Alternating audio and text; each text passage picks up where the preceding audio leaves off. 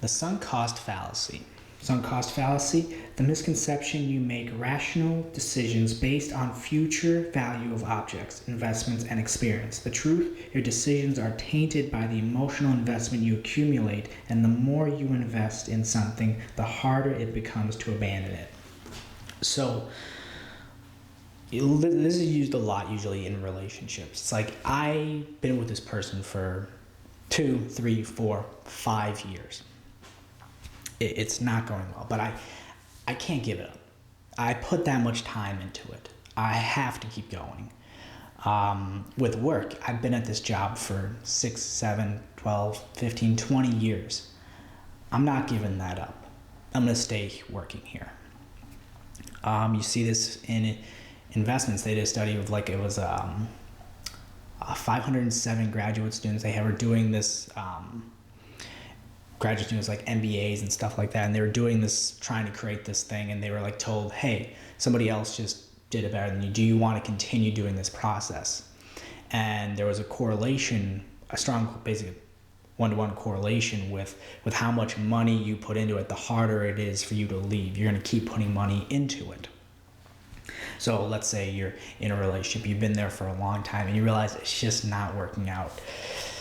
A lot of times it's hard to break, because a lot of times people think it is a zero-sum game then. It's either all or nothing. It's either I'm with this person, it's great, and it's going to be a marriage, and we're going to stay together till we die. If I leave, then I wasted that 6 years. But that's not a good way to look at it. There were good moments. There's all stuff going into it. You might have been at a job. You met people there. You might have, had great experiences, got great training, picked up great skills, and then left on something else. It doesn't mean that time was gone, but the longer you're in something, the harder it is to leave. So that is the sunk cost fallacy. Let's say, you get tickets to an event, and time comes up, it's like, I don't want to go to this event. I really don't want to go to this event, but I guess I will. And you don't enjoy yourself. But the thing is, you didn't have to go. You already spent the money on the tickets. There's no difference in your wallet or bank account if you go to this thing or not. If you're not wanting to go to it, there's literally no net utility coming out of the event. But yet, hey, I spent money on this thing. I'm going to do it, even though I'm losing time for myself going to this event that I really didn't want to go to. Maybe, you got tickets with your friends and stuff like that. You paid for a ticket and you want to go with your friends, but then your friends drop. It's like, hey, I already paid for this. I don't want to lose that $200, that $100 to go to this event, even though I'm not going to have fun going to it.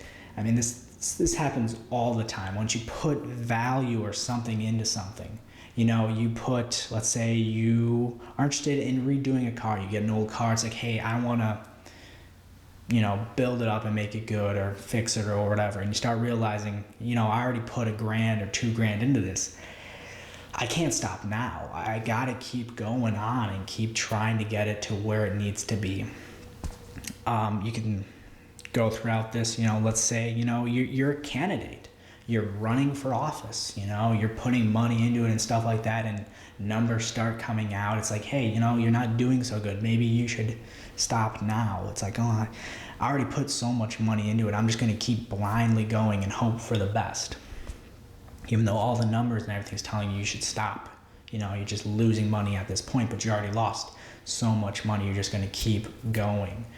You're an NFL team. You draft somebody, first round pick, and they're not working out. It's like, well, we're going to keep seeing if they get better. We're going to keep putting our faith into them, even though it'd be better to, maybe try to get him off the books or something like that, or he's a big cap hit, try to move him or whatever.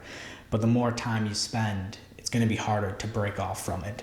So that is the sunk cost fallacy. It's a very important one. It's one that people get trapped in, and we do this all the time. Let's say you're driving somewhere and there's a train. Do you turn around now and get out, or do you wait and sit there? Let's say you're waiting there and it's 10 minutes. Like, wow, I should have really tried to turn around, but it's going to be over soon. That might go into a few other cognitive biases, maybe not 100% in the sunk cost fallacy, but that is the sunk cost fallacy. I don't think there's anything else. I mean, there's a lot of stuff you can come up with, like, if you own a business, you put money in and stuff like that. But yeah, sunk cost fallacy. Thank you very much.